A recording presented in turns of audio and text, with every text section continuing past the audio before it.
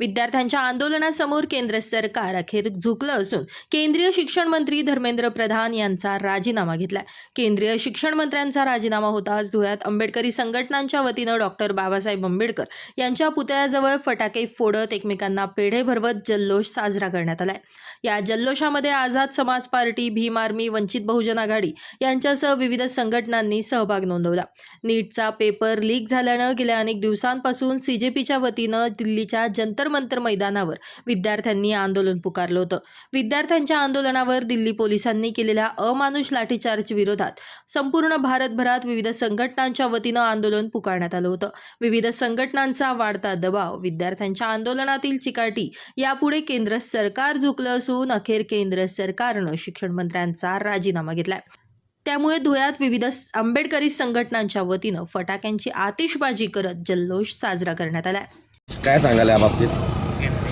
नीट परीक्षेच्या माध्यमातून जंतर मंतरवर ज्या पद्धतीने आंदोलन चाललेलं होतं आणि विद्यार्थ्यांवर जो अमानुष हल्ला पोलिसांच्या माध्यमातून झालेला होता, त्या संदर्भामध्ये श्रद्धेय बाळासाहेब आंबेडकरांनी 23 तारखेला महाराष्ट्र बंदची हाक दिलेली होती आणि तदनंतर महाराष्ट्र हा बंद केलेला होता.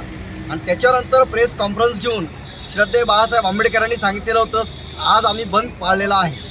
याच्या माध्यमातून जर शासनाने दखल घेतली नाही आणि प्रधानचा राजीनामा जर घेतला नाही तर या ठिकाणी मी माझ्या आंदोलनकर्त्यांना शांततेच्या माध्यमातून आमदार आणि खासदार यांच्या घरासमोर आंदोलन करावं.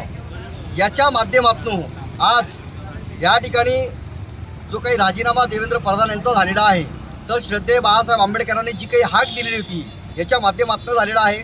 म्हणून या ठिकाणी जी काही यश संपूर्ण आंबेडकर चळवळीचं आहे, कारण की जंतर मंतरवर जय हिंद जिंदाबाद याच पद्धतीने जय भीमचा जो काही नारा होता आणि आंबेडकर चळवळ ज्या पद्धतीने एकजूटलेली होती, त्या माध्यमातून या ठिकाणी संपूर्ण विद्यार्थ्यांसह संपूर्ण समाजातील विद्यार्थ्यांना या ठिकाणी न्याय मिळालेला आहे. कारण की ही जी परिस्थिती जी निर्माण झालेली नीटच्या माध्यमातून जे 20 विद्यार्थी या ठिकाणी जे मरण पावलेले आहेत, यांना या ठिकाणी खरी भावपूर्ण श्रद्धांजली असेल श्रद्धेय बाळासाहेब आंबेडकरांच्या संपूर्ण वंचित बहुजन आघाडीच्या माध्यमातून, असं मला या ठिकाणी वाटतं. या अनुषंगाने धुळ्यामध्ये आम्ही या ठिकाणी धुळे जिल्हा संघटक शंकर अण्णा खरात यांच्या माध्यमातून हा आनंदोत्सव या ठिकाणी आम्ही साजरा करत आहोत. यावेळी वंचित बहुजन आघाडीचे शंकर खरात, बापू बागुल, संजय अहिरे, योगेश पगारे, आकाश बागुल, आझाद समाज पार्टीचे दिलीप मोहिते, संजय चव्हाण, दादाबाबा सोनवणे, उत्तम झनके, तर भीम आर्मीचे ॲडव्होकेट राहुल वाघ, योगेश चव्हाण, तात्या साळवे यांच्यासह आंबेडकरी संघटनांचे पदाधिकारी मोठ्या संख्येने उपस्थित होते. Bureau report, Lumbini news, Dhule.